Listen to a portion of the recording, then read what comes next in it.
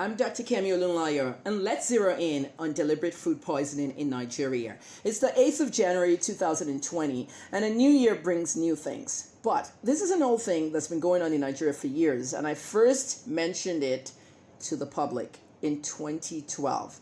That Nigerians are eating foods that they are deliberately poisoned with. And what are these foods? First, I discovered that vegetables and fruits were being ripened with carbide. Carbide can harm the body in a long-term situation. They're using it to ripen plantains. When you see a plantain that's excessively yellow but yet still hard on the sides, it's been ripened with carbide. Don't buy them, because when you get home and you cut through it, you're going to see white patches all over it, which means it was artificially ripened outside. But did it ripen inside? No. Another thing I want to tell you is a fruit called agbaluma udara. That comes out around January, right around now, in February. By March, it should be gone. In fact, by February, agbaluma should be gone. But what's happening now is because of the climate change, especially last year, 2019, we saw agbaluma till the end of March. Many agbalumas are tricky. I personally live next door to someone that had a tree, and every time it falls from the tree, it's sweeter. But you're seeing agbaluma in the markets these days. It's not soft, it's hard, but it's very orange outside. How can you tell it's been ripened with carbide? Take the agbaluma, look at the core hole on the front, on the top of it. If it's green on the sides, it was ripened artificially with carbide. Because what happens is when you've paid for it and you bite through it when you're gone, you can't return it. It's going to be bitter. That's how you know. Another way to know whether an agbaluma wasn't ripened with carbide is to press it on the sides. Okay? Press it on the sides. I don't want to tell you to pinch it, because somebody else might want to eat that one you've pinched. If you pinch it anyway and the milk comes out easily, then you know it's natural. So we're in a world where the climate change has caused so many problems. Many things cannot be ripened on the tree anymore, or even ripened by covering them in your house or anywhere. They're not using chemicals like carbide to fix those. Even oranges. The worst one is mangoes. Mangoes come in several varieties, but my favorite variety is Ogbomoso mango, the fleshy mango. The one you cut into pieces to make chunks of mango salad. Okay, mango stew, mango this, mango that. Now the Oyo mango is a watery mango, and the green mango, you suck through those. But that one you cook with, the one that the Indians make chutney and the Indians make curry sauce and all that with, that is Ogbomoso mango. We call it Ogbomoso mango. In Canada, they call it, there's a name they call it in Canada. I think it's honey mango or something. But they're coming from India. And if I tell you that some of these seeds were planted in Nigeria along the way to Ogbomoso in Oyo State, that's why we named them Ogbomoso mango. The Americans planted most of this stuff with their International Institute of Tropical Agriculture, IITA, in Ibadan. But Ogbomoso mangoes are coming now, very yellow, very nice. You bite through them and they're clumps of hard flesh, and it's carbide. Be careful when you're buying those. Now, the second thing I want to mention today, let's zero in on fufu. I don't personally like fufu because of the smell. There's some foods I just don't like them because of the smell. Goat meat is one of them, especially if it's ogufe. The smell of ogufe is very strong, and I don't really like it. Now, there's turtle meat in also Nigerian markets. Turtles, I mean, you know, tortoise turtles. Water turtles are very sweet, very delicious, but not to me. Okay, if you covered my eyes and you fed it to me, good. But the smell of it, it's a natural garlicky smell. I don't like that smell. So I wouldn't eat water turtle. Not because it's a water turtle, but just the smell. I wouldn't eat goat meat because it's ogufe, the smell. And I wouldn't eat fufu because of the smell. Cassava.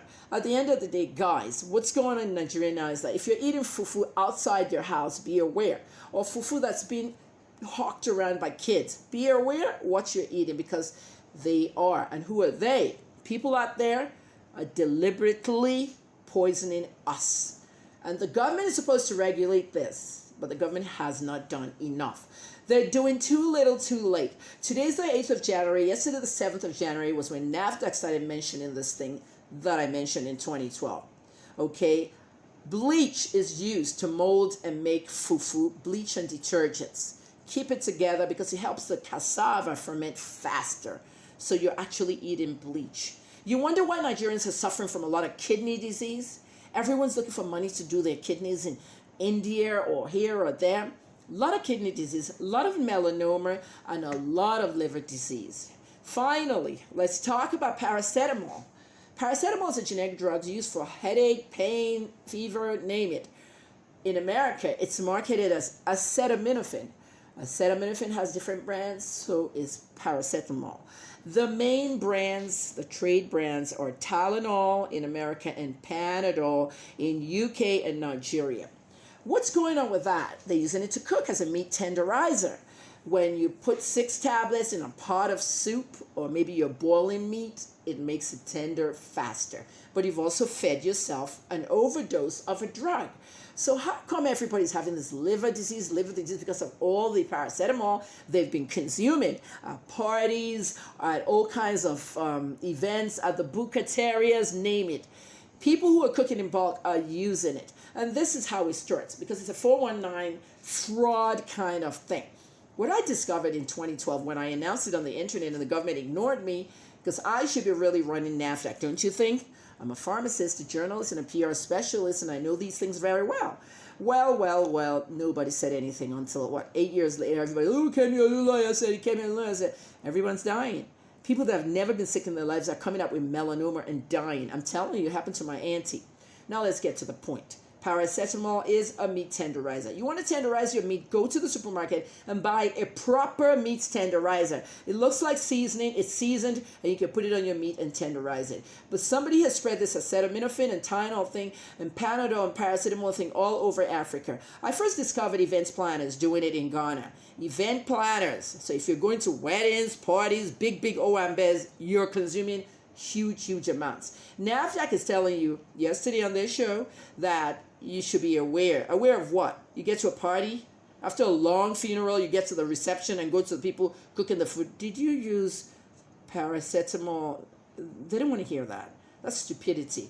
Okay, you don't know what you're eating. You just have to be careful. Maybe you want to pick up chicken or something else. But the meats, you have to know where to eat or when to eat, because this is very scary. This is very scary. If I'm not eating my meat in my kitchen, I'm not eating it outside. Okay?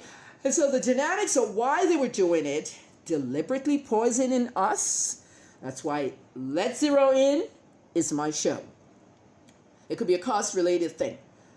For example, you come from London or America or some foreign place and you want to bury your mom or have a wedding or something. You're going to buy a cow. Assuming your cow is 100,000 naira. You want the event planner to make your cow and stew it up with pepper for the reception, for the rice, for the amala, for everything you're going to eat. So you want to buy a cow, and the event planner tells you the cow's 100,000. I'm just giving you an example because it's more than that. If the event planner said the cow's 100,000 and you know that cow is 70,000, okay, the event planner is probably telling you 100,000 because they're going to buy a cheaper cow. If that cow, okay, is actually 70,000, the event planner tells you it's 100,000, okay, and you know that the price of a bull, a male cow, is 100,000. What the event planner does is go to the cow sellers and purchase a female cow for 70,000, and then the 30,000 they pocket it. At the end of the day, what it is that the female cow has tougher meat, okay? Female cows in Nigeria have tougher meat, and they're not dairy cows. I don't know why we don't have dairy cows in Nigeria. We're not milking our cows and putting the milk out to the supermarkets like abroad. You know, what we're doing is we're eating them in stews every day, or kilishi or suya. So they're tougher. They walk all over the city, the states, this whole grazing thing. And at the end of the day, that event planner now takes that female cow and pours all the paracetamol in the world, 50 to 200 tablets in a box, into that cow so that it can soften it. And then when it's all nice and cooked and all tender, they serve it to you, finished product at the reception. Bite through meat in the reception, soft. And that's what's happening. Be very careful what you're eating out there. A lot of vendors of rice and stew on the streets are serving boiled eggs to you. Okay, a typical mobile buka or bukateria will have red stew with a lot of meat, with a lot of goody stuff, fish, name it in the stew, but you also see boiled meat popping out. When boiled meat pops out, guess what happens, people? You'll see that boiled egg popping out too, okay? When you see boiled egg in a huge batch of stew, you have to be careful because many of these Bukateria people are boiling the eggs with detergent. Have you not heard that? Well, I'm telling you now. As a pharmacist, journalist, and PR specialist, I'm supposed to educate you about this, and this is what communications media is doing. So don't forget to follow me on Facebook, Instagram, and on YouTube at Communications Media. That's what I'm doing now, digital content and information. Also, people, when they are boiling this meat, you need to know, okay, that the Panadol, paracetamol, acetaminophen that they're using to boil it and tenderize it accumulates as time goes on in your liver and can cause liver damage. You're also drinking alcohol at that party. So the alcohol and the acetaminophen and paracetamol even speeds you up faster to destroying your liver. Alcohol with paracetamol at parties, over parties, at parties, and if your husband now says, oh, I have liver cancer, I have this, you know where you're getting it from. Don't be deliberately poisoned. Eggs are being boiled with detergent. Okay, someone is selling you at the booker at 8 o'clock in the morning before you get into your office. You're seeing 20 eggs in the stew. When did they cook those 20 eggs? 4 a.m. with some detergent to speed up the cooking and to make it harder. You get a hard-boiled egg. Don't try it. As much as you take that shell out, you don't have to be peeling eggshells. You just crack it and pull the shell away from the boiled egg. It's ready to go. How much of that detergent has accumulated in your boiled egg? Enough to kill you later. So be careful what you're eating. I am Dr. Kemi Olunloyo, pharmacist, journalist, and PR specialist. I'm retired, but let's zero in. We'll continue to inform you with digital content and digital information at Communications Media.